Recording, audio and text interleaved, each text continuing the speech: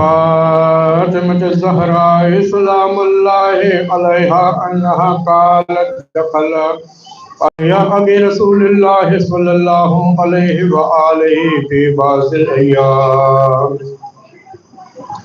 وقال لي يا فاطمة إني لا أجد في بدني ضعفا فقلت له أعوذك بالله يا أبت من الذوق فقال لي يا فاطمة ائتيني بالكساء اليماني وغديني. قالت فاطمة سلام الله عليها فأتيته بالكساء وغديته به فصرت أنظر إليه وإذا وجهه يتلألأ نورا كأنه القمر في ليلة تمامه وكماله. قالت فاطمة سلام الله عليها فما كانت إلا ساعة وإذا بولد الحسن قد أقبل وقال السلام عليك يا أمه فقلت وعليك السلام يا ولدي وقرة عيني. فقال يا أمه إني أشم عندك رائحة طيبة كأنها رائحة جد رسول الله صلى الله عليه وآله. فقلت نعم إن جدك نائم تحت الكساء. فأقبل الحسن نحو الكساء وقال السلام عليك يا جداه. السلام عليك يا رسول الله أتظن لي أن أدخل معك تحت هذا الكساء؟ قال وعليك السلام يا ولدي قد زنت لك. فدخل الحسن عليه السلام معه تحت الكساء. قالت فاطمة سلام الله عليها فما كانت إلا ساعة وإذا بولد الحسين قد أقبل وقال السلام عليك يا أمه. فقلت وعليك السلام يا قرة عيني وثمرة فؤادي. فقال يا أمه إني أشم عندك رائحة طيبة كأنها رائحة جد رسول الله صلى الله عليه وآله. قلت نعم يا بني إن جدك وأخاك تحت الكساء. فأقبل الحسين عليه السلام نحو الكساء وقال السلام عليك يا جداه. السلام عليك يا رسول الله أتظن لي أن أدخل معك تحت هذا الكساء؟ قال وعليك السلام يا ولدي قد زنت لك. فدخل الحسين عليه السلام معه تحت الكساء. فما كانت إلا ساعة وإذا بأبي الحسنين علي بن أبي طالب عليه السلام قد أقبل فقال السلام عليك يا بنت رسول الله. فقلت وعليك السلام يا ابن عم رسول الله. فقال يا فاطمة إني أشم عندك رائحة طيبة كأنها رائحة أخي وابن عم رسول الله. فقلت نعم ها هو مع ولديك تحت الكساء. فأقبل علي عليه السلام نحو الكساء وقال السلام عليك يا رسول الله. السلام عليك يا من اختاره الله. أتظن لي أن أدخل معكم تحت هذا الكساء؟ فقال صلى الله عليه وآله وسلم وعليك السلام يا ولي الله يا علي قد زنت لك. فدخل علي عليه السلام معهم تحت الكساء. ثم أقبلت فاطمة سلام الله عليها نحو الكساء وقالت السلام عليك يا بتاه، السلام عليك يا رسول الله، أتأذن لي أن أدخل معكم تحت هذا الكساء؟ فقال وعليك السلام بعزتي ويا قرة عيني يا فاطمة قد زنت لك. فدخلت فاطمة معهم تحت الكساء. فلما كملنا جميعا تحت الكساء قال الله تعالى يا ملائكتي وسكان السماوات وعزتي وجلالي إني ما خلقت سماء مبنية ولا أرضا مبنية ولا قمرا منيرا ولا شمسا مضيئة ولا فلكا يدور ولا بحر يجري ولا فلك يسري إلا في محبة هؤلاء الخمسة الذين هم تحت الكساء. اللهم صل على محمد وآل محمد. فقال جبرائيل عليه السلام يا رب ومن تحت الكساء؟ قال الله تعالى أهل بيت النبوة ومعدن رسالتهم فاطمة وأبوها وبعلها وبنوها. فقال جبرائيل يا رب أتأذن لي أن أهبط على الأرض إليكم معهم خالصا؟ قال الله تعالى نعم قد أذنت لك. فأهبط الأمين جبرائيل وأقبلنا الكساء وقال السلام عليك يا رسول الله، السلام عليك يا من اختاره الله، إن الله عز وجل يقرأك السلام ويخصك بالتحية والإكرام ويقول لك وعزتي وجلالي إني ما خلقت السماء مبنية ولا أرضا مبنية ولا قمرا منيرا ولا شمسا مضيئة ولا فلكا يدور ولا بحر يجري ولا فلك يسري إلا لأجلكم ومحبتكم. وقد أذن لي أن أدخل معكم تحت هذا الكساء. فهل تأذن لي أنت يا رسول الله؟ قال نعم قد أذنت لك. فدخل جبرائيل معهم تحت الكساء وقال لهم إن الله عز وجل قد أوحى إليكم يقول إنما يريد الله ليذهب عنكم الرجس أهل البيت ويطهركم تطهيرا. محمد وآل محمد. فقال علي عليه السلام يا رسول الله أخبرنا ما لجلوسنا هذا تحت الكساء من الفضل عند الله تبارك وتعالى. فقال رسول الله صلى الله عليه وآله ما ذكر خبرنا هذا في محفل من محافل أهل الأرض وفي جمع من شيعتنا ومحبينا إلا ونزلت عليهم الرحمة وحفت بهم الملائكة واستغفرت لهم ولا يتفرقوا. فقال علي والله حسنا وفعل شيعتنا ورب الكعبة. اللهم صل على محمد وآل محمد.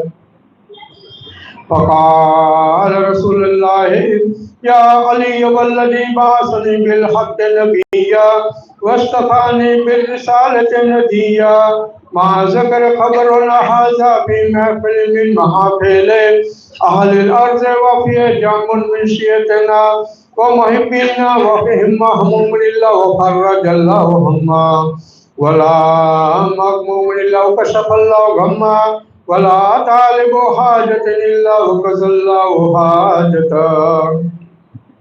وقال علي نزم والله فزنا وصعدنا وكذلك شيئتنا فاز وصعد في الدنيا والآخرة.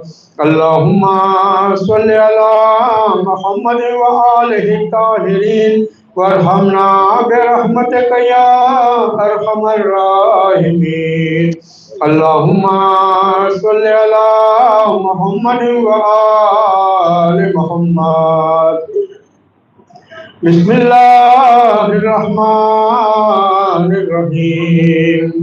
إلهي بحق محمد وأنت المحمود وبحق علي وأنت الأعلى وبحق فاطمة وأنت فاطر السماوات والأرض وبحق الحسن وأنت المحسن وبحق الحسين وأنت قديم الإحسان وبحق أئمة تسعة من ولد الحسين عليه السلام استجب دعانا.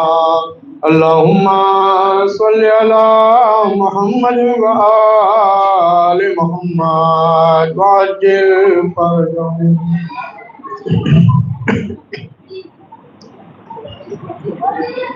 پر محمد وآل محمد صلوات.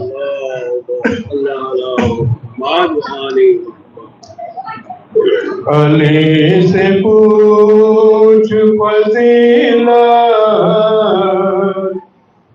نماز پڑھنے کی. علی سے پوچھ فضیلت نماز پڑھنے کی. علی سے پوچھ فضیلت نماز پڑھنے کی. جو کر رہا ہے مذمت نماز پڑھنے کی. علی سے پوچھ فضیلت نماز پڑھنے کی. نماز پڑھنی ہے گھر واری سے نماز کے ساتھ. نماز پڑھنی ہے گھر واری سے نماز کے ساتھ. ابھی سے ڈال لو عادت نماز پڑھنے کی. علی سے پوچھ فضیلت نماز پڑھنے کی. میں چاہتا ہوں علی کے علی سے بات کروں. میں چاہتا ہوں علی کے علی سے بات کروں. مجھے یوں رہتی ہے اجرت نماز پڑھنے کی. علی سے پوچھ فضیلت نماز پڑھنے کی. میں جب مصلی میں آؤں تو دل یہ کہتا ہے. میں جب مصلی میں آؤں تو دل یہ کہتا ہے. لے کر بلا سے اجازت نماز پڑھنے کی. علی سے پوچھ فضیلت نماز پڑھنے کی. میں قبلہ رو تھا زری ہے حسین سامنے تھی میں قبلہ رو تھا زری ہے حسین سامنے تھی دوبالا ہو گئی لذت نماز پڑھنے کی علی سے پوچھ فضیلت نماز پڑھنے کی صفے نماز پہ آؤ کہ فرش ماتم پر صفے نماز پہ آؤ کہ فرش ماتم پر میں کر کے آتا ہوں نیت نماز پڑھنے کی علی سے پوچھ فضیلت نماز پڑھنے کی خدا سے مانگ تکلم علی علی کا سلام علی سے مانگ لے اجرت نماز پڑھنے کی علی سے پوچھ فضیلت نماز پڑھنے کی بر محمد وآل محمد باواز بلند سلوات اور محمد وآل محمد صلوات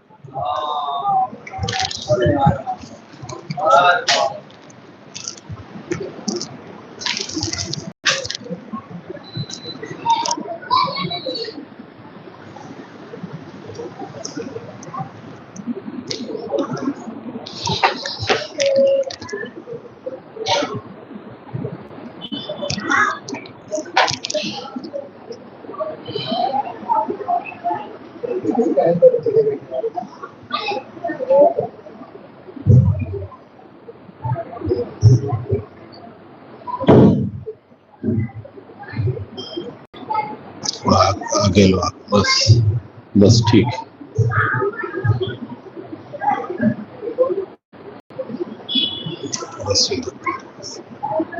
بس ٹھیک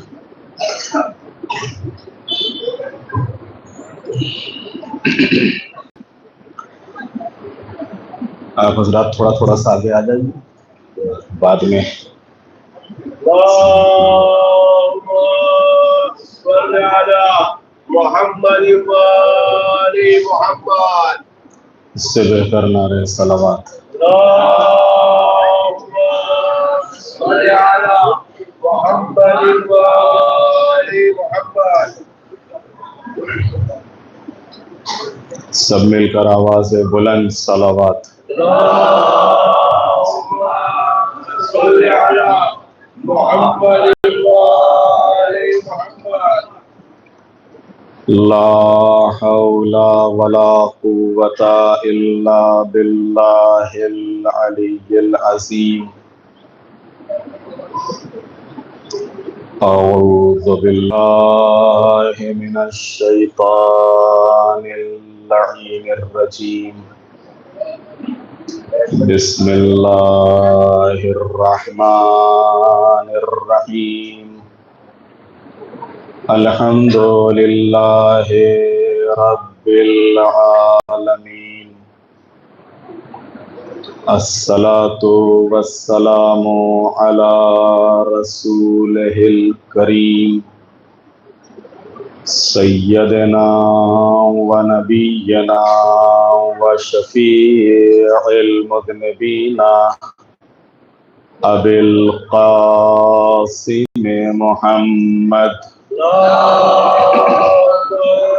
صل على محمد وآل محمد وآله الطيبين الطاهرين المعصومين المظلومين ولعنة الله على أعدائهم أجمعين من يومنا هذا إلى قيام يوم الدين رب اشرح لي صدري ويسر لي أمري واحلل عقدة من لساني يفقه قولي أما بعد فقد قال الله الحكيم في القرآن الكريم بسم الله الرحمن الرحيم إنا أنزلناه في ليلة مباركة صلوات محمد وعلى محمد صل على محمد وآل محمد آج کی یہ رات جہاں شب قدر ہے وہیں قرآن مجید کے نازل ہونے کی رات ہے۔ اللہ تعالیٰ قرآن مجید کے سورہ دخان میں ارشاد فرماتا ہے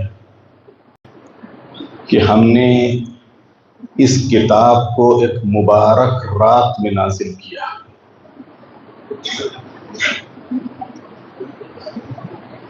قرآن مجید کے نازل ہونے کے دو طریقے ہیں، ایک ہے دفعی اور ایک ہے تدریجی۔ دفعی کا مطلب ہے ایک ساتھ قرآن مجید کا نازل ہونا، تدریجی کا مطلب ہے آیت آیت کر کے سورہ سورہ کر کے قرآن کا نازل ہونا۔ یہ جو دفعی نزول ہے اس کے سلسلے میں دو قول ہیں۔ یہ دفعی نزول لوح محفوظ پر بھی ہے کہ اللہ نے آج کی شب لوح محفوظ پر اس قرآن کو نازل کیا ایک ساتھ پورا قرآن۔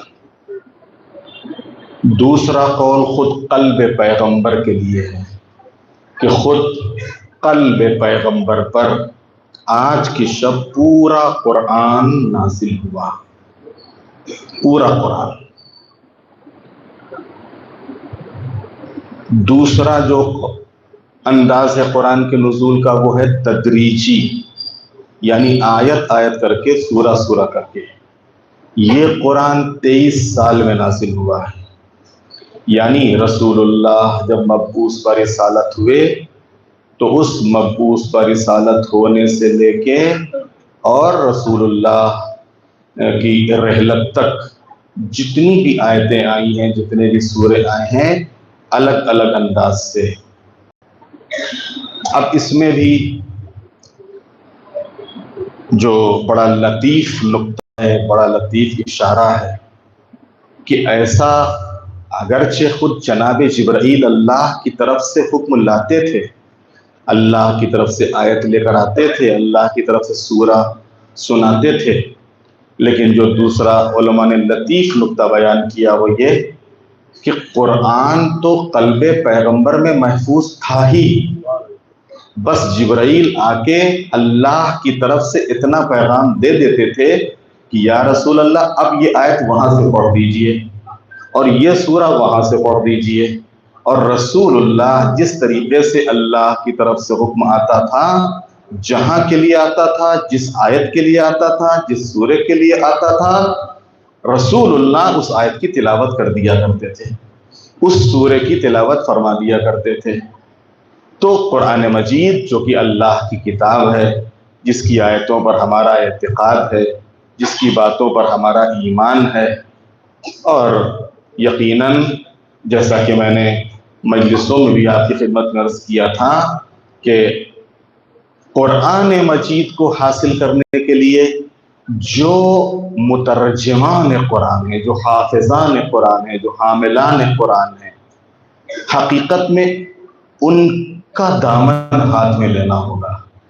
یہ مترجمان کون ہیں؟ ایک تو وہ مترجم ہے کہ جو الگ الگ زبانوں میں ترجمہ کرتے ہیں، لیکن واقعی قرآن کی ترجمانی کرنے والا کون ہے؟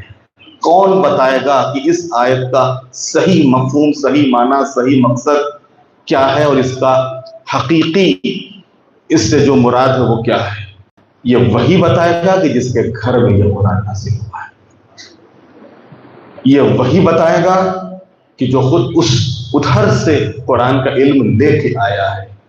لہٰذا اسی وجہ سے پیغمبر نے فرمایا کہ علی مع القرآن والقرآن مع علی، علی قرآن کے ساتھ ہے اور قرآن علی کے ساتھ ہے۔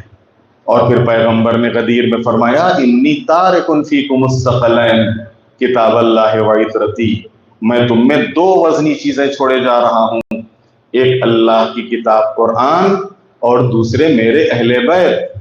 جب تک تم ان دونوں سے وابستہ رہو گے کبھی گمراہ نہیں ہوگے، اور یہ دونوں ایک دوسرے سے الگ نہیں ہوں گے جب تک کہ میرے پاس حوض کوثر پر پہنچ نہ جائیں۔ تو یہ رات قرآن کے نازل ہونے کی رات ہے اور مبارک رات ہے، جو رات 1000 مہینوں سے بہتر ہے۔ لیلۃ القدر خیر من الف شہر، 1000 مہینوں سے بہتر ہے۔ 1000 مہینوں کا اگر آپ حساب کتاب لگائیے تو 84-85 سال بنتے ہیں، یعنی تمہاری جتنی عمر ہے اس پوری عمر کی راتوں سے بہتر ہے آج کی یہ رات۔ تمہاری پوری عمر کی وجہ جتنی راتیں ہیں ان تمام راتوں سے بہتر یہ آج کی رات ہے۔ لیلۃ القدر خیر من الف شہر۔ ہمارے چھٹے امام حضرت امام جعفر صادق علیہ السلام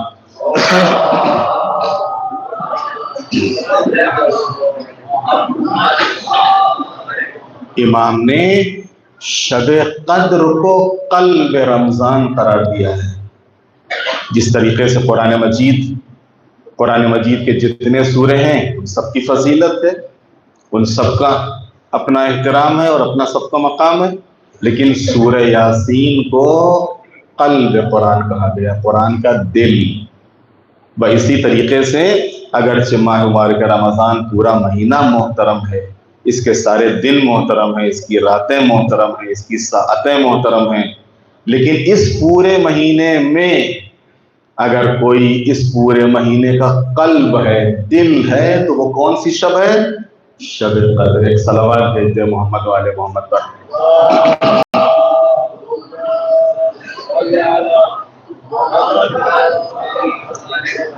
مفسرین نے قدر کے کئی معنی بیان کیے ہیں۔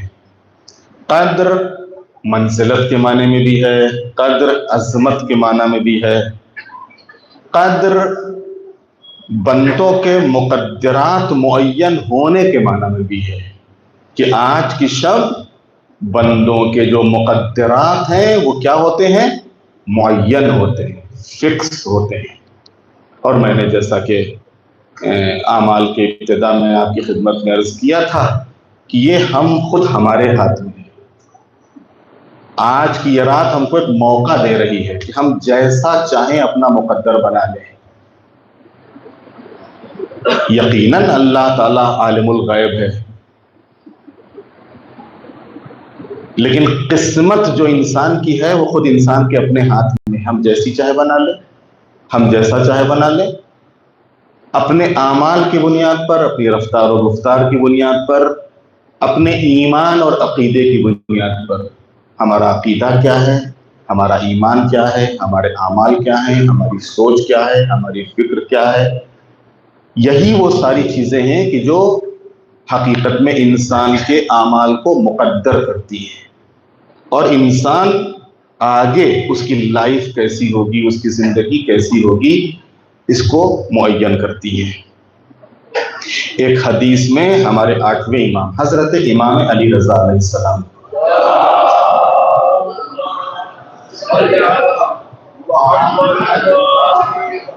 ارشاد فرماتے ہیں کہ اللہ تعالی شب قدر میں اس سال سے آئندہ سال تک کے حالات و واقعات کو مقدر فرماتا ہے، مقدر کرتا ہے، اس سال سے لے کے آئندہ حالات تک کے۔ اس شب کی جو عظمت اور فضیلت ہے اس میں سب سے پہلے ہے گناہوں کی بخشش، کہ اگر اس شب میں بندہ اللہ کی بارگاہ میں آتا ہے اور توبہ کرتا ہے، معافی مانگتا ہے، تو اللہ اس کے گناہوں کو معاف کر دیتا ہے، جیسا کہ خود سرکار رسالت نے خطبہ شعبانیہ میں فرمایا ہے، اور روایتوں میں بھی ہے کہ اگر کوئی شخص آج اپنے کو معاف نہ کروا سکا،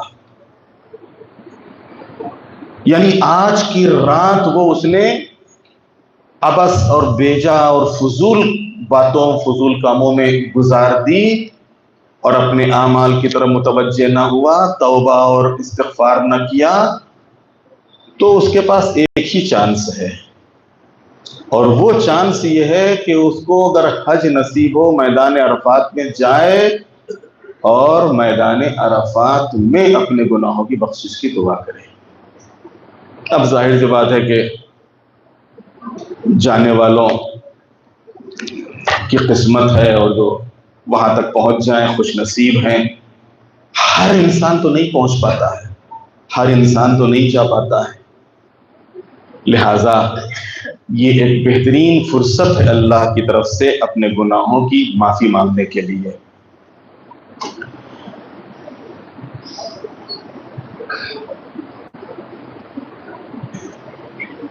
سورہ قدر کی تفسیر میں ختمی مرتبہ نے فرمایا، جو قدر زندہ کرے، یعنی شب قدر عبادات اور اطاعات میں گزارے، وہ مومن ہو اور روز جزا پر یقین رکھتا ہو، تو اس کے تمام گناہ بخش دیے جائیں گے۔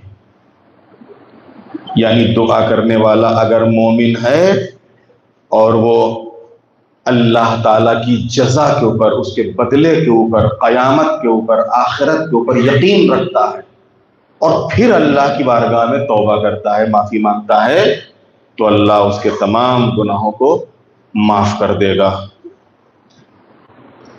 قلب رمضان، جو کہ جیسا کہ خود چھٹے امام نے فرمایا، اس سے پتہ چلتا ہے کہ اللہ کے نزدیک مہینے 12 ہیں، اور ان تمام مہینوں میں سب سے افضل جو مہینہ ہے وہ ماہ مبارک رمضان ہے، اور ماہ رمضان کا دل ہے لیلۃ القدر۔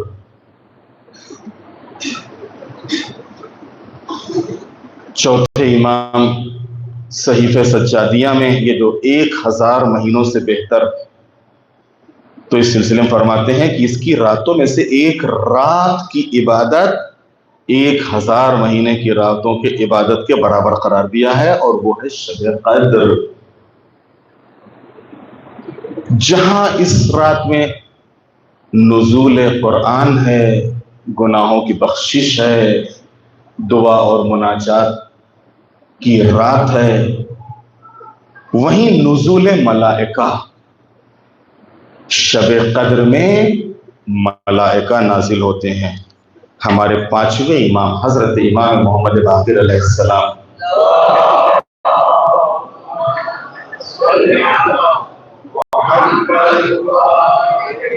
فرماتے ہیں کہ کیونکہ ملائکہ نازل ہوتے ہیں، روح الامین آتے ہیں، اور یہ ہمارے اعمال پہ گواہ بنتے ہیں، یہی ملائکہ ہمارے اعمال پہ گواہ بنتے ہیں۔ 5ویں امام فرماتے ہیں کہ اس شب قدر میں اعمال صالحہ، یعنی اچھے جو بھی انسان سے امور خیر میں سے جو بھی عمل خیر ہو، اگر کوئی بھی بندہ کوئی بھی عمل خیر اس شب میں انجام دیتا ہے، نماز ہے، زکوٰۃ ہے، خیر و خیرات ہے، باقی اور دعائیں ہیں، قرآن کی تلاوت ہے، جو بھی امور خیر ہے، یہاں تک کہ خود گھر میں والدین کی خدمت ہے، یا کسی غریب کا سہارا بننا ہے یا علمی گفتگو، جیسا کہ آپ سب واقف ہیں اور ماشاءاللہ سے انتظار میں ہیں، علمی گفتگو ہے، تو جتنا بھی عمل اس شب کا ہے یہ سب کے سب 1000 عمل سے بہتر ہو جاتا ہے، کیونکہ یہ رات 1000 راتوں سے افضل ہے، لہذا اس رات میں کیا ہوا عمل 1000 عمل سے افضل قرار پاتا ہے۔ یعنی اگر ہم نے 1 روپیہ اگر صدقہ دیا اس شب میں تو یہ 1 روپیہ کیا ہو گیا؟ 1000 روپیہ۔ اگر ہم نے 2 رکعت نماز اس شب میں ادا کی تو ہم کو ثواب کتنا ملا؟ 2000 رکعت کا۔ اگر ہم نے 1 آیت قرآن کی پڑھی تو ہمیں کتنا ثواب ملا؟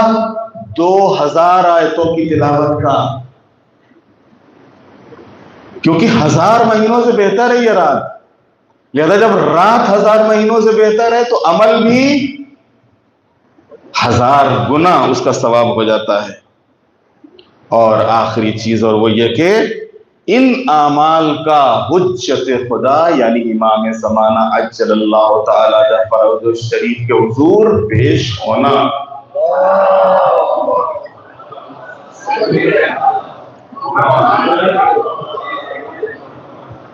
یہ کیونکہ خود قرآن مجید میں بھی ہے کہ اللہ، اس کا رسول اور مومنین گواہ ہیں۔ یہ مومنین کون ہے؟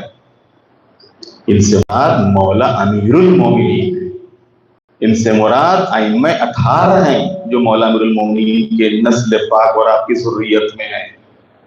یہ ہمارے اعمال کے گواہ ہیں۔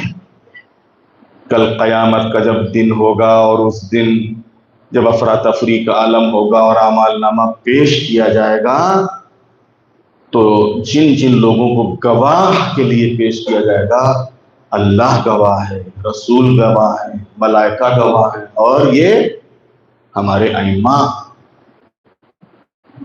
امام زمانہ کے سامنے ہمارا نام اعمال پیش ہوتا ہے۔ اگر ہمارے اعمال اچھے ہوتے ہیں اور آج کی رات میں توبہ کے ذریعے، استغفار کے ذریعے معافی مانگ کے ہم اپنے اعمال نامے کو اچھا بنا لیتے ہیں تو مولا کی خوشی کا سبب بنتا ہے۔ کون مومن چاہے گا کہ اس کا مولا اس سے راضی نہ ہو؟ ہر مومن کی تمنا ہے کہ اس کا مولا، اس کا امام اس سے راضی ہو جائے، اس کا امام اس سے خوش ہو جائے۔ لہذا اگر امام کی خوشی درکار ہے تو یوں کہوں کہ آج کی رات امام کو خوش کرنے کی رات ہے۔ کس طریقے سے؟ ان اعمال کے ذریعے سے، ان دعاؤں کے ذریعے سے، ان مناجاتوں کے ذریعے سے، اس توبہ کے ذریعے سے، استغفار کے ذریعے سے، اور امام کی بیعت کی رات ہے، تجدید عہد۔ بیعت جس طریقے سے آپ دعا عہد پڑھتے ہیں، اس میں آپ ہر روز بیعت کرتے کہ نہیں کرتے کہ میں صبح کو مولا آپ کی بیعت کر رہا ہوں، اسی طریقے سے آج کی رات مولا کی تجدید بیعت کی رات ہے۔ نئے سرے سے آپ اس بیعت کی تجدید کیجئے۔ مولا ہم آپ کے ہیں، آپ ہمارے ہیں، لہذا ہم، کیونکہ آپ ہمارے امام ہیں، آپ ہمارے پیشوا ہیں، آپ اللہ کی طرف سے معین کیے ہوئے ہادی ہیں، لہذا ہم آپ کے دست مبارک کے اوپر بیعت کرتے ہیں اور اس بیعت پر باقی رہنے کی دعا کرتے رہنا۔ کبھی کبھی انسان کیا ہوتا ہے، بیعت سے نکل جاتا ہے، کہہ کے نہیں نکلتا ہے، اس کو اعمال بیعت سے نکال دیتے ہیں، اس کا عمل اس کی بیعت سے نکال دیتا ہے۔ وہ کہتا ہے کہ ہم نے بیعت کی ہے، لیکن جس کی بیعت کی ہوتی ہے وہ کہتا ہے نہیں، یہ ہماری بیعت میں نہیں ہے۔ اگر ہماری بیعت میں تھا یا ہے تو پھر جو چیزیں ہم نے اس کو کہی تھی وہ کی کیوں نہیں، اور جن چیزوں سے ہم نے اس کو روکا تھا یہ روکا کیوں نہیں؟ تو عزیزان محترم، یہ رات شب قدر ہے۔ اب یہاں تک میں نے کچھ باتیں آپ کی خدمت میں پیش کی ہیں، اور اب آپ کی باری ہے. اور جیسا کہ میں ہر سال عرض کرتا ہوں کہ دیکھیے دعویٰ سلونی تو صرف مولا امیر المومنین ہی کو زیب دیتا تھا، اور ان کے علاوہ جس نے بھی یہ دعویٰ کیا وہ ذلیل ہو گیا ہے. لہذا دعویٰ سلونی نہیں ہے، لیکن ہاں ان کی غلامی اور ان کی گداگری اور ان کی نوکری کر کے جو کچھ بھی تھوڑا بہت اگر ملا ہے تو بس انشاءاللہ انہی کی عنایت اور انہی کی عطا سے آپ کی خدمت میں عرض کروں گا. اور اگر کوئی ایسا سوال ہوا کہ جس کا واقعاً جواب نہیں تو انشاءاللہ پھر کسی موقع سے آپ کو جواب اس کا فراہم کیا جائے گا. اگر کوئی معلومات کے لائق ہو یا تھوڑا تحقیق اور ریسرچ والا سوال ہو تو اس کو اس لحاظ سے انشاءاللہ آپ کی خدمت میں کسی موقع سے بیان کیا جائے گا. اگر آپ کا کوئی سوال ہے، کوئی علمی سوال، کوئی شرعی سوال، توحید، عدل، نبوت، امامت، قیامت، نماز، روزہ، حج، زکوٰۃ، خمس، جہاد، امر بالمعروف، نہی عن المنکر، تولا، تبرع، ان تمام چیزوں سے متعلق اگر کوئی شک شبہ ہے، کوئی ڈاؤٹ ہے، کوئی سوال ہے تو بسم اللہ 15-20 منٹ. جی جی آپ کی تقریر تھی تقریباً ربیع الاول مہینے میں. ہاں، ایک کتاب چھپی تھی بایا باؤ نگر میں، حدیث رفع قلم. حدیث رفع قلم. جی اس میں 3 دن گناہ نہیں لکھے جاتے. ہاں صحیح ہے. صحیح، اس کا کاٹ کیا تھا آپ نے قرآن کی آیت کے ذیل میں. بالکل. حدیث معصومین ہے، اگر قرآن سے میل نہیں کھاتی ہے نہیں صحیح نہیں ہے. بالکل بالکل صحیح سمجھاؤ. بالکل اور اس میں آپ نے سورہ زلزال کی آیت بھی بالکل. بیان کی. اور اس ماہ رمضان کو بھی آپ نے سورہ زلزال کی آیت بیان کی ہاں کہ اپنے نیکی اور بدی کو مجسم پائے گا. بالکل. تو یہ مجسم صرف مسلمان ہی پائے گا، عوام الناس پائے گا. احسن احسن. سوال آپ لوگ سمجھے کہ نہیں؟ جی صادق بھائی کا سوال یہ ہے کہ ربیع الاول کے مہینے میں ایک خطبے میں میں نے حدیث رفع قلم کی رد کی تھی، اور اس کے رد میں نے قرآن پیش کیا تھا، قرآن کی آیتیں پیش کی تھی کہ قرآن جو بھی معصوم کا کلام قرآن کے مقابل میں ہو یا قرآن کے مخالف ہو، خود معصوم کا ارشاد ہے کہ اسے قبول نہ کرنا، اسے دیواروں پہ مار دینا، وہ ہمارا کلام ہی نہیں ہے. تو اسے میں نے قرآن کی آیتوں سے رد کیا تھا. ساتھ ہی ساتھ ابھی رمضان مبارک میں بھی سورہ زلزال کی تلاوت کی تھی، اور اس سے بھی وہ اور روایت اور وہ پورا یہ جو حدیث ہے رفع قلم کی یہ رد ہوتی ہے. تیسرے یہ کہ جو اعمال ہوں گے وہ مجسم ہو جائیں گے، یعنی اگر ہم نے نیکی کی ہے تو یہ مجسم ہوگی، اگر ہم نے کوئی برائی کی ہے تو یہ مجسم ہوگی. سوال آپ کا یہ کہ صرف صاحبان ایمان کے لیے ہوگا؟ احسن. اس میں دیکھیے 2 چیزیں ہیں. جو جزا ہے آخرت قرآن مجید کو اٹھا لیجئے، صرف صاحبان ایمان اور صرف صاحب تقوی کے لیے. توجہ کیجیے گا، قرآن مجید کی بہت سی آیتیں ہیں، اب یہاں پر ان کا ہم سلسلہ پیش نہیں کر سکتے ہیں کہ آخرت کس کے لیے، جنت کس کے لیے ہے، جنت کی نعمتیں کس کے لیے ہیں. آخرت اور جنت کی جو نعمتیں ہیں یہ صرف صاحبان ایمان اور صاحبان تقوی کے لیے ہیں. جنت میں داخل ہونے کی جو سب سے پہلی نشانی اور علامت ہے، جیسا کہ میں نے ابھی پرسوں یا نرسوں کی مجلس میں بیان کیا تھا کہ جب یہ سارے انسان جنت کی طرف بڑھیں گے اور چاہیں گے کہ جنت میں چلے جائیں تو آواز آئے گی وقفوہم انہم مسئولون، ان کو روکو، یہ کہاں جا رہے ہیں. تو اس موقع پر کیا پوچھا جائے گا؟ انہم مسئولون، ان سے پوچھا جائے گا، ان سے سوال ہوگا. اب یہاں پر مفسرین کہتے ہیں کس چیز کا سوال ہوگا؟ تو ہمارے ہاں تمام مفسرین اس بات پر متفق ہیں کہ جس چیز کا سوال ہوگا وہاں کے اوپر وہ ہے ولایت مولا امیر المومنین.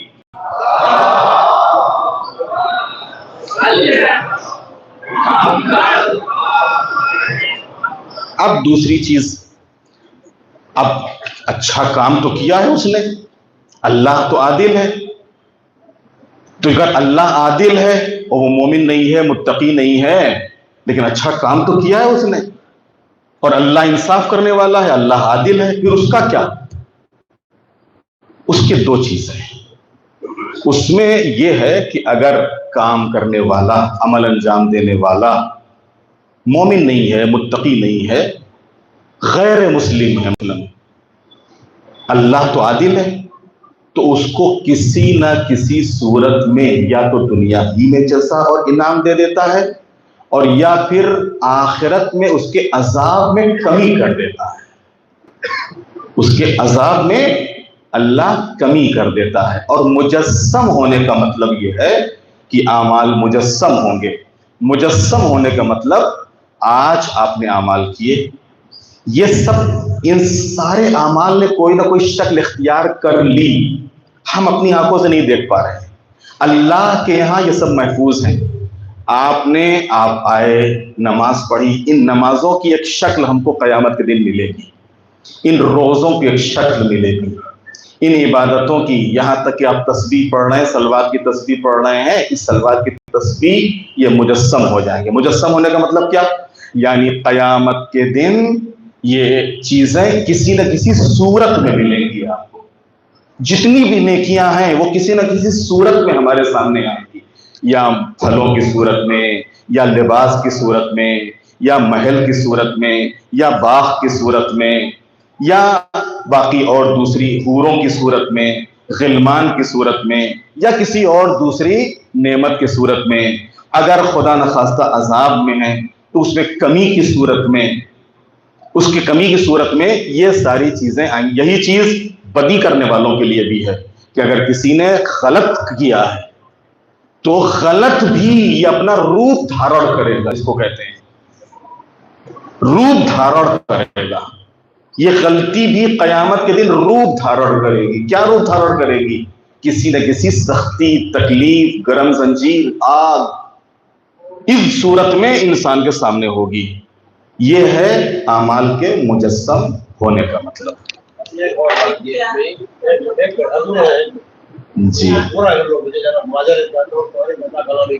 نہیں ٹھیک ہے، بسم اللہ۔ ایک حدیث آپ نے دوسری 14 ماہ رمضان کو یہاں بیان کی، جی، حدیث تقلید، حدیث تقلید 11ویں امام کی، 11ویں امام، احسن۔ اس میں آپ نے کہا تھا کہ من کان من الفقہاء، برباد ہو جائیں گے، من کان من الفقہاء سائلا بنفسہ حافظا۔ بنا تقلید کے اعمال برباد ہے، تو یہ بھی قرآن کی آیت کے ذیل میں ذرہ برابر نیکی اور ذرہ برابر بدی کے، یہ بھی رد نہیں ہو سکتا؟ جی دیکھیے، نہیں، اعمال برباد ہونے کا مطلب کیا ہے وہ چیز میں آپ کو سمجھا دوں۔ اعمال کے برباد ہونے کا مطلب یہ ہے کہ ظاہر سی بات ہے، ہم جو بھی اعمال انجام دے رہے ہیں کس کی بنیاد پہ کر رہے ہیں؟ آج ہمارا امام تو ہمارے سامنے نہیں ہے، حدیثوں کا اتنا بڑا انبار ہمارے سامنے ہے کہ ہمارے بس میں نہیں ہے کہ ہم اس انبار سے ہم نکال سکیں کہ ہم کو شب قدر میں کیا کرنا ہے، اور عید کے دن کیا کرنا ہے، اور بقرعید کے دن کیا کرنا ہے، اور عاشورے کے دن کیا کرنا ہے، اور زندگی کیسے گزارنی ہے، باقی تمام چیزیں کیسے انجام دینی ہیں۔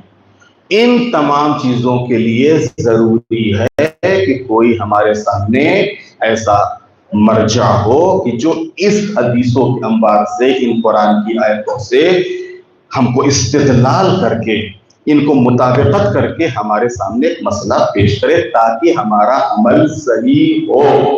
جب صحیح ہوگا تبھی تو قبول ہوگا، اور اگر عمل صحیح نہیں ہوگا تو قبول نہیں ہوگا۔ قبول نہیں ہوگا تو برباد کرنے کے معنی میں، ورنہ ظاہر سی بات ہے کہ انسان خود، جہاں تک مسئلہ دیکھیے، قیامت کے دن جنت میں جانے کا اس کے بھی درجے ہیں، یہ بالکل طے ہے کہ کوئی بھی شیعہ جہنم میں نہیں جائے گا، یہ صحیح ہے۔ مولا امیر المومنین اور ائمہ اطہار علیہم السلام کی ولایت و امامت کا تسلیم کرنے والا کوئی شیعہ جہنم میں نہیں جائے گا، لیکن پھر وہی بات آتی ہے، اللہ تو عادل ہے۔ ایک شخص بیچارے یہ سب بوڑھے اور مریض یہ سب نمازیں پڑھ رہے ہیں، اچھے اچھے جوان بچے یہ سب آ کے دعائیں کر رہے ہیں، اور کچھ لوگ ہٹے کٹے اپنا ٹہل رہے ہیں، ان کو نہ نمازوں سے مطلب، نہ دعاؤں سے مطلب، نہ تلاوت سے مطلب. تو ظاہر فرق تو ہونا چاہیے. اللہ تو عادل ہے. انہوں نے کہا کہ نہیں، ہم مولا امیر المومنین کو مانتے ہیں، نماز پڑھنے کی کیا ضرورت ہے، اور ہم ولایت کو تسلیم کرتے ہیں، ہم کو اعمال انجام دینے کی کیا ضرورت ہے. تو اب یہاں کے اوپر اگر وہ واقعاً امیر المومنین اور ائمہ معصومین کی ولایت کا اقرار کرنے والا ہے تو یقیناً، لیکن یہاں کے اوپر آیت اللہ دستغیب نے ایک رہنمائی کی. انہوں نے فرمایا کہ دیکھیے اللہ عادل ہے. جب اللہ عادل ہے تو جزا جو ملے گی وہ اعمال کی بنیاد پر ملے گی. ایسا نہیں ہے کہ صاحبان تقویٰ اور صاحبان ایمان اور اللہ کی بارگاہ میں ریاضت کرنے والے، کوشش کرنے والے، محنت کرنے والے، اور جو بالکل جن کو اللہ اور اس کے دین اور اسلام اور قرآن اور شریعت کی پرواہ نہیں، یہ دونوں ایک درجے میں ہوں، ایک درجے میں نہیں ہوں گے. بہت سے شیعہ ایسے ہوں گے کہ جن کو قیامت کے دن ایسی جگہوں کے اوپر رکھا جائے گا کہ جہاں کے اوپر ان کا استحالہ ہوگا. استحالے کا مطلب یعنی انہوں نے جو یہاں کے اوپر دنیا میں کیا ہے ان کو پاک کیا جائے گا. پاک کرنے کے لیے کیا ہوگا؟ سختیوں اور تکلیفوں کو ان کو سہنا ہوگا. اسی وجہ سے کچھ 10 سال کے بعد، کچھ 50 سال کے بعد، کچھ 100 سال کے بعد، کچھ 1000 سال کے بعد ان کے جب گناہ معاف ہو جائیں گے، دھل جائیں گے، تو اللہ ان کو جنت میں لے جائے گا، اور اس طریقے سے وہ جنت میں داخل ہو جائیں گے. کہنے کا مقصد یہی ہے کہ اگر دنیا میں ایک دن کی سختی اور تکلیف ہم کو برداشت نہیں ہے تو کس چیز نے ہم کو مطمئن بنا دیا ہے کہ قیامت کا دن کی جس کے لیے قرآن کہہ رہا ہے کہ ایک دن 50,000 سال کے برابر ہوگا، اور ہم اتنا مطمئن ہو گئے ہیں کہ نہیں، کچھ کرنا ہی نہیں ہے اور بس اس دن تو دیکھ لیا جائے گا. لہذا ہم سب کو جیسے اگر ہم اللہ پر ایمان لائے ہیں، رسول اللہ کا کلمہ پڑھایا، امامت کو تسلیم کیا ہے، تو کم سے کم واجبات جو موٹی موٹی چیزیں انہوں نے بتائی ہیں، سمجھائی ہیں، دکھائی ہیں، کم سے کم اس کے اوپر عمل ہو. جہاں تک ممکن ہو سکے انسان اپنے کو حرام سے بچائے اور واجبات کو ادا کرے.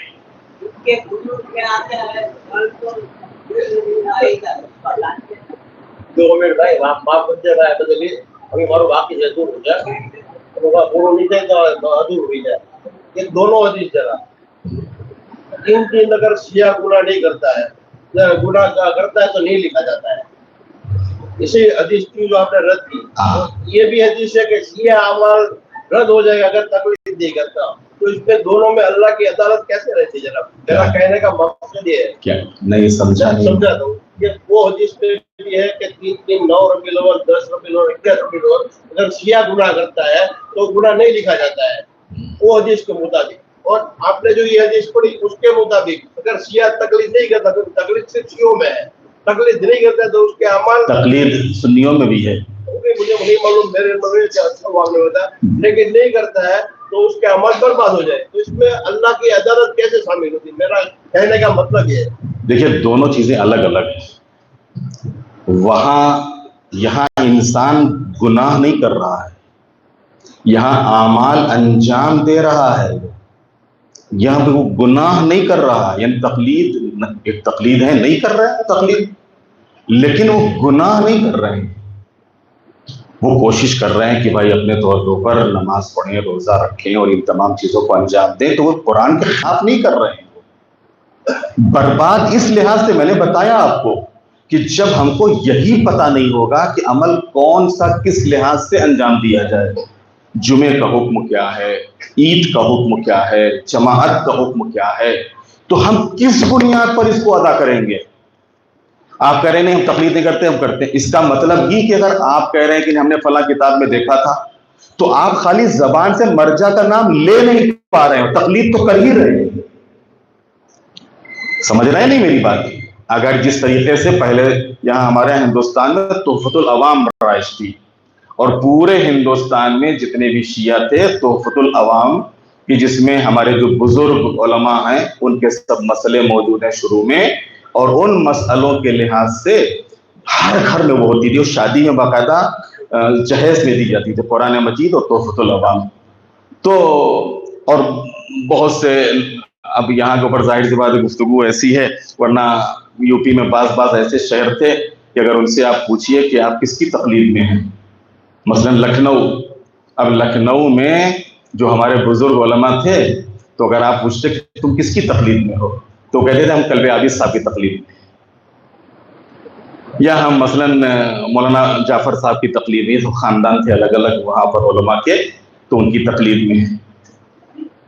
کہنے کا مقصد یہ ہے کہ جو عمل انجام دے رہے ہیں اگر یہ تقلید کے مطابق ہے، کوئی غرض نہیں، خود مسئلہ موجود ہے، اگر آپ نے ایسا عمل انجام دیا آپ تقلید کی طرف متوجہ نہیں ہو، لیکن جو عمل کر رہے ہو وہ تقلید کے مطابق ہے، آپ کا عمل درست ہے، صحیح ہے. مسئلہ ان کے لیے ہے کہ جو تقلید بھی نہیں مانتے اور ان مسائل کو بھی نہیں قبول کرتے. اب تم کہاں سے لاؤ گے یہ چیزیں، اور کہاں سے درست کرو گے، کہاں سے اصلاح کرو گے؟ اور اگر تم نے کیا تو کہاں سے کیا؟ کہو گے فلاں نے بتایا، تو فلاں نے بتایا تو اس پر تقلید کی تم نے.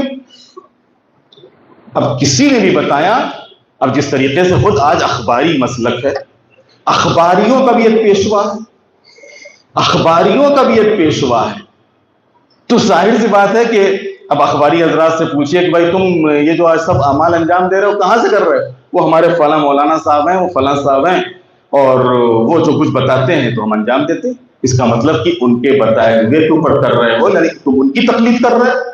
اب یہی فرق ہے کہ اب بیچارے اس نادانی کی بنیاد پر، اس جہالت کی بنیاد پر وہ ایسے کی تقلید کر رہے ہیں جس کے اندر نہ علم ہے، نہ لیاقت ہے، نہ صلاحیت ہے، نہ قابلیت ہے. ہم ایسے کی تقلید کرتے ہیں کہ جس کے اوپر ہمیں یقین ہے کہ اس کے اندر علم بھی ہے، لیاقت بھی ہے، صلاحیت بھی ہے، قابلیت بھی ہے. غور فرمایا آپ نے؟ بالکل. ابھی دوسرے بات اور بھی سمجھ میں نہیں آتی کہ جناب آپ نے اس میں فرمایا کہ تقلید بدلی جاتی ہے، وہ بھی آپ کی ایک امامیہ کی درس پہ بیان لگا ہوا ہے. اگر وہ نہیں جانتے ہو تو اہل فکر سے پوچھو. تو اہل فکر کے اسسٹانی صاحب بھی ہے، تو تقلید بدلی کیوں نہیں جاتی ہے؟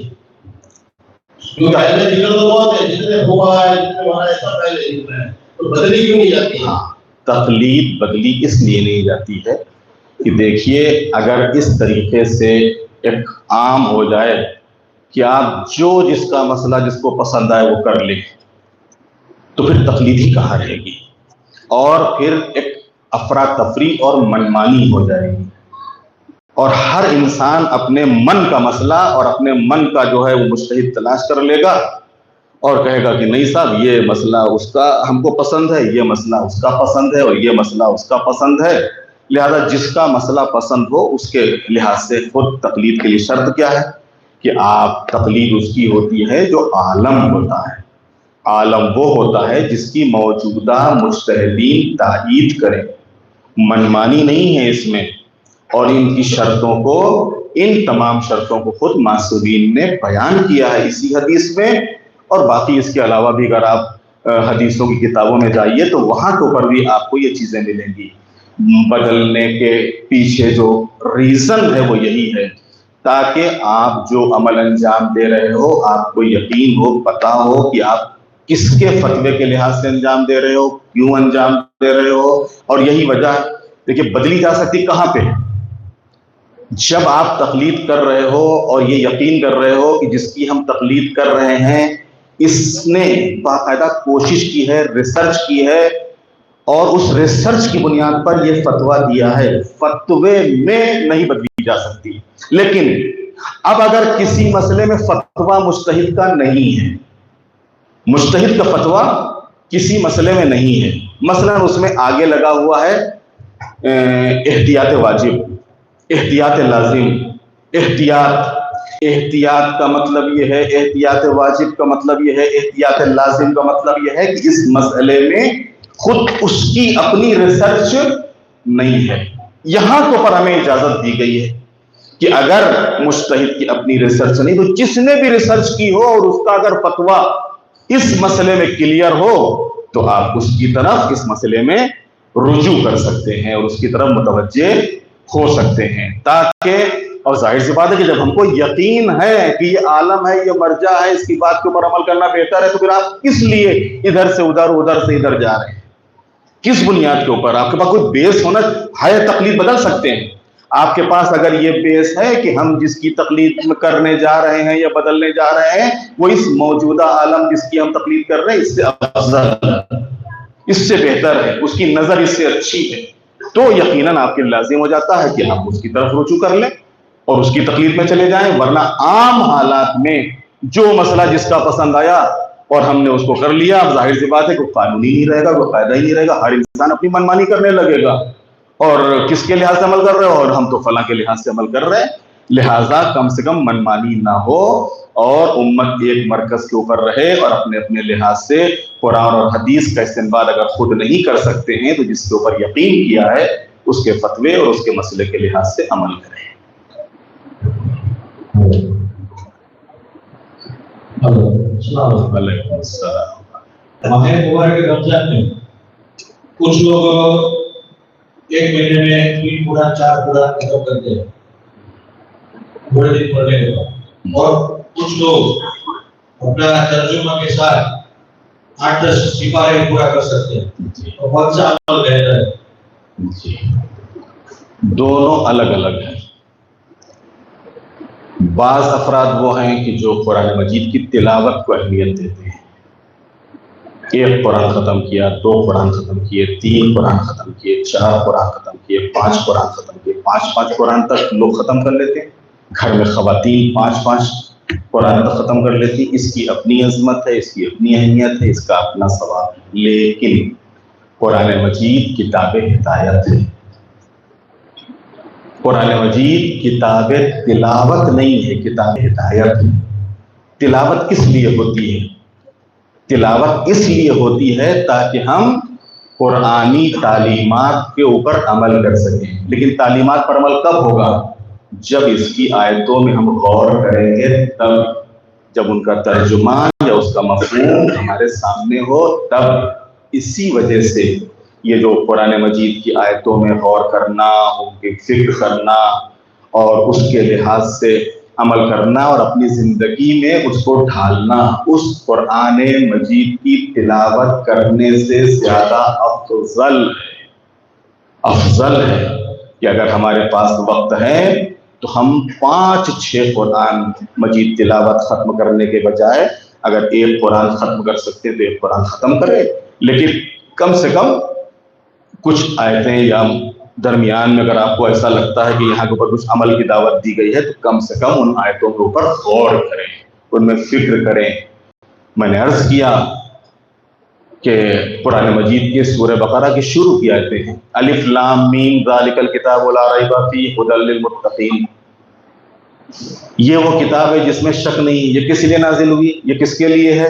یہ صاحبان تقویٰ کے لیے ہدایت ہے۔ لیکن ہدایت کب کرے گی؟ ہدایت اسی وقت کرے گی کہ جب اس کتاب کی آیتوں میں ہم غور کریں گے، فکر کریں گے، سوچیں گے، تنہائی میں اللہ کو یاد کریں گے، تب ہماری ہدایت کرے گی۔ اسی وجہ سے 1 گھنٹے کی فکر، یہ کون سی فکر؟ دنیا داری کے بارے میں نہیں، روزگار کاروبار والی فکر نہیں، 1 گھنٹے کی فکر جو قرآن کے سلسلے میں، دین کے سلسلے میں، اللہ تعالیٰ کی یاد کے سلسلے میں، آخرت کے سلسلے میں 1 گھنٹے کی فکر 70 سال کی عبادت سے افضل ہے۔ تو ظاہر سی بات ہے کہ اگر قرآن کو انسان کوئی ترجمے کے ساتھ پڑھ رہا ہے، تفسیر کے ساتھ پڑھ رہا ہے، غور کر رہا ہے، تو یقیناً اس کا ثواب اس سے زیادہ ہے۔ علیکم السلام۔ جماعت چالو ہو تو پڑھنا کیسا ہے؟ جی، اگر جماعت نماز ہو رہی ہو تو اس سلسلے میں مسئلہ یہ ہے کہ فرادہ نماز جائز نہیں ہے، فرادہ نماز صحیح نہیں ہے اگر جماعت کی نماز ہو رہی ہے۔ ہاں، مثلا ظہر عصر کے درمیان میں غیب ہے، وقت ہے، ایک انسان آیا، یا مثلا کسی کو کچھ ضروری کام سے جانا تھا، یا کوئی واقعاً، یہ چیزیں ڈیپینڈ کرتی ہیں خود انسان کی نیت اور ارادے کے اوپر۔ غور فرمائیے گا، اگر انسان کا نیت اور انسان کا ارادہ یہ ہے کہ ہم جماعت کے وقت میں نماز ادا کریں تاکہ جو نماز پڑھا رہا ہے اس کی توہین ہو، تو قطعاً جائز نہیں ہے، اس کی نماز باطل ہے۔ لیکن اگر بیچارہ ہے، دیر ہو رہی ہے، اس کو سفر پہ جانا ہے اور وہ آیا، نماز پڑھتا ہے، احترام کرتا ہے، جماعت کا بھی احترام ہے، اور وہ آیا اور اس نے ذرا سا کہ جماعت کے پیچھے ہٹ کے اس نے سوچا کہ جب تک یہ دو نمازیں ہوں گی لا ہم دونوں نمازیں ساتھ میں پڑھ لیتے ہیں، اور ابھی گاڑی تیار ہے اور ہم کو احمد آباد پہنچنا ہے، کوئی حرج نہیں ہے۔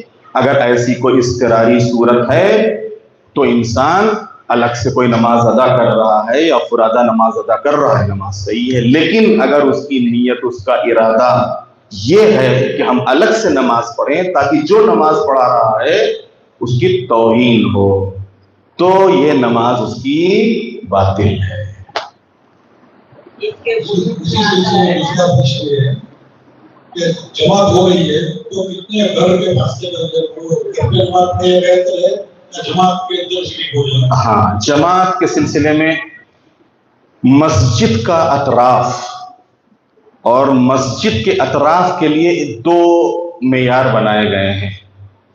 ایک تو اگر اذان ہو، مثلا جیسے مسجد کے چھت کے اوپر اذان دی جائے بغیر مائک کے، اگر مسجد کی چھت کے اوپر بغیر مائک کے اذان دی جائے تو یہ آواز کہاں تک جائے گی؟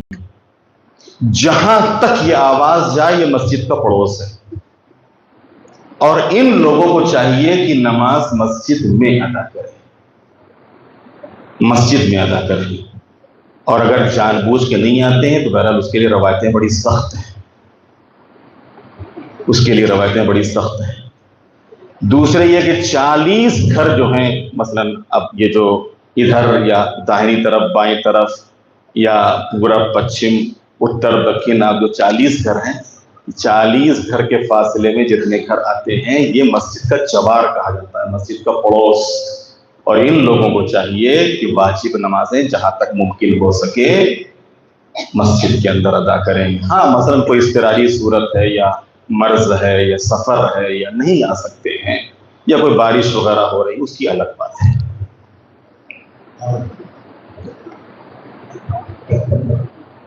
علیکم السلام۔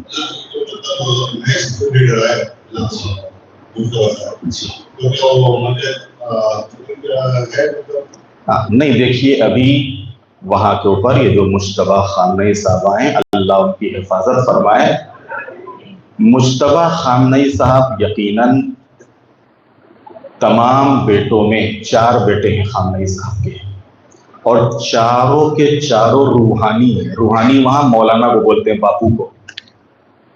چاروں کے چاروں بیٹے خامنئی صاحب کے مولانا ہیں، چاروں امامے والے ہیں۔ یہ جو مشتبہ خامنئی صاحب ہیں یہ دوسرے نمبر کے ہیں، اور یہاں کے اوپر کوئی مسئلہ وراثت والا نہیں ہے کہ ہاں باپ تھے تو بیٹا وارث ہوگا، نہیں، قانون میں بھی نہیں، ایران کے قانون میں بھی نہیں ہے، قانون کے خلاف بھی ہے اور ویسے بھی۔ اور خامنئی صاحب بھی اپنی زندگی اور اپنی حیات میں کبھی بھی راضی نہیں تھے کہ ان کے سامنے یہ مسئلہ پیش ہو اور وہ کسی کی نشاندہی کرے۔ جب بھی ایسا کوئی مسئلہ آتا تھا تو وہ یہی کہتے تھے خبرگان موجود ہے، اہل خبرہ۔ اہل خبرہ کون؟ وہ جو 85 مجتہدین کی کمیٹی ہے، جب بھی ایسا کوئی مسئلہ آئے یہ کمیٹی جو طے کرے، جو فیصلہ کرے گی، جس کے اندر بھی وہ کوالٹی ہو، وہ لیاقت ہو، وہ صلاحیت ہو، وہ قابلیت ہو۔ اب اس میں بہت سی چیزیں ہیں کہ جو دیکھنا پڑتی ہیں، کہ جہاں دین ہو، اسلام ہو، شریعت ہو، دنیا کے اوپر اس کی نظر ہو، حالات سے ٹکرانے کی قوت اور طاقت ہو، یہ ساری، اس کے علاوہ للہیت ہو، سادگی ہو، کرپشن یا کسی بھی لحاظ سے وہ یا اس کی فیملی کسی بھی معاملے میں بدنام نہ ہو، اس کے اوپر کوئی آروپ نہ ہو، کوئی اس کے اوپر کوئی ہستچیپ نہ ہو، وغیرہ وغیرہ۔ ان لحاظ سے انہوں نے، ان کا انتخاب ہوا ہے۔ ابھی ان کی تقلید کے سلسلے میں کوئی حکم سامنے نہیں۔ ہاں یہ ضرور ہے کہ 15 سال سے یہ جو مشتبہ خامنئی صاحب ہیں درس خارج دے رہے تھے، اور جو درس خارج دیتا جانے والا تو ہوتا ہی ہے، جو دیتا ہے یقینی طور کے اوپر وہ اس کیٹیگری میں آتا ہے، اس لیول پہ آتا ہے کہ جہاں کے اوپر وہ خود مجتہد ہوتا ہے. لیکن ابھی خود کسی مرجع کی طرف سے یا خود وہاں آفیشیل خود ان کے آفس کی طرف سے ایسا کوئی بیان نہیں آیا ہے کہ ان کی تقلید ہو سکتی ہے. مجتہد میں کچھ کیٹیگری ہوتی ہیں. مجتہد میں ایک تو ہوتا ہے اپنی ذات کے لیے مجتہد، اور ایک لیول وہ ہوتی ہے کہ جہاں کے اوپر انسان عالم ہوتا ہے اور پھر دوسرے بھی اس کی تقلید کر سکتے ہیں. دوسرے بھی اس کی تقلید کر سکتے ہیں. اگر آپ خالی مجتہد کے لیول پہ دیکھو تو ماشاءاللہ سے نجف میں سمجھتا ہوں کہ اگر آپ گننا چاہو تو شاید اس وقت 400-500 مجتہدین خالی نجف اشرف میں ہوں گے. اگر آپ اس لحاظ سے دیکھو تو قم میں ماشاءاللہ سے 600-700 مجتہدین قم میں ہوں گے. لیکن وہ جو تقلید والا لیول ہے وہ اسی وقت آتا ہے کہ جب اس میں ماہر ہو جاتا ہے انسان، اور ماہر ہونے کے بعد یہ جو بزرگ علماء ہوتے ہیں اس کی تائید کرتے ہیں، اور اس کی تائید کی بنیاد کے اوپر پھر دوسروں اس کی تقلید کر سکتے ہیں. لیکن ابھی ایسا کوئی بیان نہ ان کی آفس کی طرف سے، نہ ایران کی گورنمنٹ کی طرف سے، نہ کسی مرجع تقلید کے دفتر کی طرف سے ایسا آیا ہے کہ ان کی تقلید ہو سکتی ہے. ہاں آگے ان کا جو درس کا سلسلہ جاری رہتا ہے، کیونکہ جیسے جیسے زمانہ گزرتا ہے انسان کا علم میں اضافہ ہوتا رہتا ہے. آگے کیا صورت ہوتی ہے اور وہ اس لیول کے اوپر اگر انشاءاللہ آتے ہیں تو یقیناً ان کی تقلید کی جائے گی. لیکن ابھی ایسا کوئی اعلان نہیں ہے.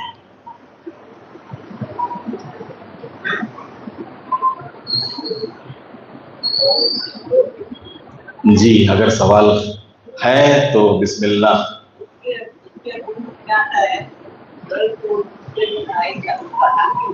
جی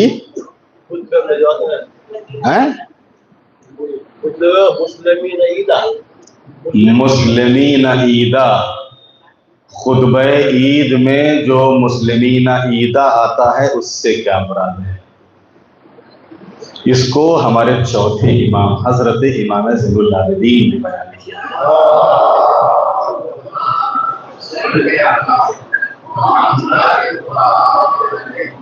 امام نے فرمایا کہ عید کا دن مسلمانوں کے لیے اجتماع کا دن ہے اور ہمارے لیے عید کا دن ہے. کیا مطلب؟ مسلمانوں کے لیے یعنی باقی عوام کے لیے میلے ٹھیلے کا دن ہے، لیکن ہمارے لیے یہ دن عید کا دن ہے. عید کے دن کا مطلب اصل میں مسئلہ یہ ہے کہ جب عید کا لفظ آتا ہے تو ہم سمجھتے ہیں شاید خوشی اور اچھلنا اور کودنا اور کھیلنا اور کودنا، یہ ساری چیزیں فوراً عید کے نام سے ہمارے ذہن میں آ جاتی ہے، جبکہ عید کا اسلامی تصور یہ نہیں ہے. عید الفطر مسلمانوں کے لیے عید کا دن ہے. اس کا مطلب یہ ہے کہ یعنی یہ دن جیسا کہ خود امیر المومنین نے نہج البلاغہ میں فرمایا کہ جس دن مومن سے گناہ نہ ہو وہی دن اس کے لیے عید کا دن ہے.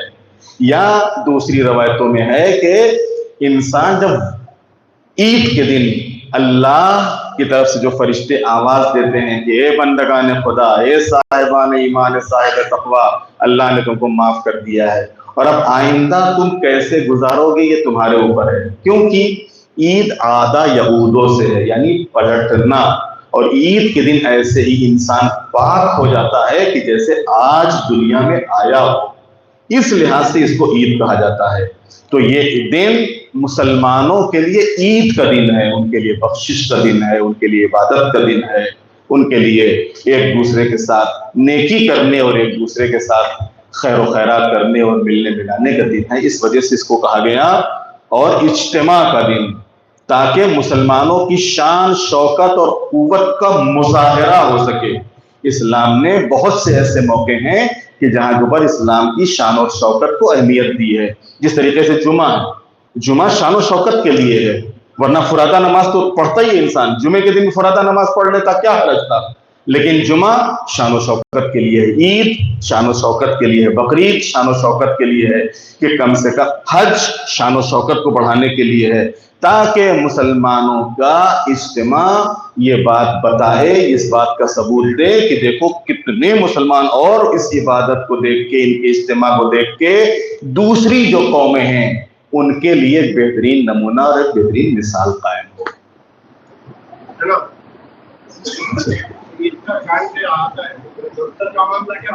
عید کا چاند آتا نہیں، عید کا چاند نکلتا ہے، آتا ہے۔ ایک منٹ ذرا محمد بھائی کا جواب دے دیں۔ عید کا چاند جو ہے، دیکھیے اس سلسلے میں بھی باقاعدہ پوری ایک گائیڈ لائن ہے، پورے مسئلے موجود ہیں، افق کا تعین باقاعدہ موجود ہے۔ افق باقاعدہ خود پچھلے سال سیستانی صاحب کے آفیسی سے، یہاں جو لکھنؤ میں ان کا آفس ہے، مولانا اشرف غروی صاحب جو ان کے وکیل ہیں، اسی مسئلے کے فوراً بعد باقاعدہ رویت ہلال کے نام سے پوری ایک کتاب میرے پاس موجود ہے۔ وہ کتاب رویت ہلال، چاند کب، کہاں، کیسے، کتنے ایریے میں، کتنے علاقے میں دیکھا جائے، کس کے کہنے پہ یقین کیا جائے، کب ثابت ہوگا، اس کے لحاظ سے کیونکہ چاند کے لیے مسئلہ موجود ہے کہ چاند کسی کے کہنے پہ نہیں، جب تک کہ انسان کو یقین نہ ہو کہ ہاں چاند ہوا ہے تب تک اس کو نہیں مانا۔ اب یہ ہم نے تو نہیں دیکھا، یا یہاں ہو سکتا ہے یہاں شہر میں نہ دیکھا ہو، لیکن اب اس کا دائرہ کتنا ہے یہ ہم معین نہیں کر سکتے، یہ ہمارا مرجع ہی معین کرے گا۔ اس لحاظ سے وہ آتا نہیں ہے، اب مرجع کی نظر اس کے اوپر دیکھتی ہے کہ جن علاقوں سے چاند کی تصدیق ہوئی ہے وہ علاقہ کہاں کہاں تک آتا ہے، یا ہندوستان کے اوپر صادق آتا ہے کہ نہیں آتا۔ اگر ہندوستان میں صادق آتا ہے تو مرجع کی طرف سے اعلان ہوتا ہے کہ وہ ہندوستان والوں کی عید ہو گئی۔ علیکم السلام۔ فطرے کی رقم، ہاں سیستانی صاحب نے اس سلسلے میں اجازت دی، فطرے کی رقم چاند دیکھنے سے پہلے یا عید سے پہلے بھی نکالی جا سکتی ہے۔ آپ اس نیت سے، فطرے ہی کی نیت سے آپ مثلاً یہ رقم نکالیں، اور زیادہ زیادہ بہتر ہے کہ اس دن آپ پھر ایک نیت کر لیں کہ ہم نے جو فلاں مستحق تک، فلاں ضرورت مند تک جو پیسہ پہنچایا ہے یہ فطرے کا پیسہ ہے۔ آپ رمضان کی کسی بھی تاریخ میں ضرورت مند تک فطرہ پہنچا سکتے ہیں اور یہ رقم اس کو دے سکتے ہیں۔ انہوں نے یہ جو راجستھان میں یہ لوگ بول رہے ہیں کہ ہم نے سب جو شہید ہو گئے ہیں تو عید نہیں منائی، اس کا آپ کا کیا کہنا ہے؟ کسی نے نہیں کہا کہ عید نہ منائی جائے۔ ارے انسٹاگرام اور یہ جو واٹس ایپ کے ہم نے کہا تھا کہ واٹس ایپ یونیورسٹی سے نکل جاؤ، اگر کچھ ایسا ہوگا تو بیان ہوگا۔ کسی بھی پورے ہندوستان میں ہمارے کسی بھی عالم نے نہیں کہا ہے کہ عید نہ مناؤ۔ عید نہ منانے کا تو مطلب ہی نہیں ہے، عید خود معصوم کا حکم ہے، معصوم کے حکم کے خلاف کیسے کوئی کہہ دے گا عید نہ مناؤ؟ ہاں اگر عید مناؤ تو سادگی سے مناؤ، یہ ہو سکتا ہے کہ عید سادگی سے مناؤ، عید نہ مناؤ کا تو کوئی مسئلہ ہی نہیں ہے۔ عید معصوم کا حکم ہے، اور معصوم کے حکم کے خلاف کوئی بھی عالم فتویٰ یا مسئلہ یا اپنی بات نہیں رکھ سکتا، جو دیوالی معصوم کے حکم کے خلاف۔ میں نے کہا کہ چوتھے امام کی باقاعدہ دعا موجود ہے، قنوت موجود ہے، اور کسی نے بھی کہا، ہاں بعض شہروں میں یہ اعلان ضرور ہوا ہے کہ اس سال عید سادگی سے مناؤ۔ اب اپنے اپنے لحاظ سے جیسا بھی انسان کو چاہیے، سادگی کا مطلب ہے کوئی تم جس طریقے سے میلہ ٹھیلا اور باقی اور سارے چیزیں ہوتی ہیں اس کو تھوڑا سادگی سے مناؤ، یہ ہے۔ عید نہ منانے کا حکم کسی نے بھی نہیں دیا اور کسی کی طرف سے اعلان نہیں ہے۔ ہو گیا، ہاں بس سورہ کو ختم ہونے کا ٹائم ہے، لہذا میں یہیں کے اوپر اللہ تعالیٰ کی بارگاہ میں دعا کرتا ہوں اور پروردگار عالم سے یہ التجا ہے، مالک اس تھوڑی سی کوشش کو بھی جو تیری بارگاہ میں ہے معبود، اسے اپنی بارگاہ قبول فرما، ہم سب کو علم اور عمل کے زیور سے آراستہ فرما، علم کے ساتھ ساتھ عمل کی توفیق عطا فرما۔ بار الہ جو بھی ہمارے ذہنوں میں شک شبہے ہیں معبود، ان شک شبہوں کو ہمارے ذہنوں سے دور فرما، ہم سب کی ہدایت فرما، ہم سب کی آخرت بخیر فرما، मौला इमाम ज़माना को हमारे अमाल से राज़ी फरमा, बाहर इलाहा मौला इमाम ज़माना के ज़हूर में ताजील फरमा, व तक़ब्बल मिन्ना इन्नका अंतस समीउल अलीम।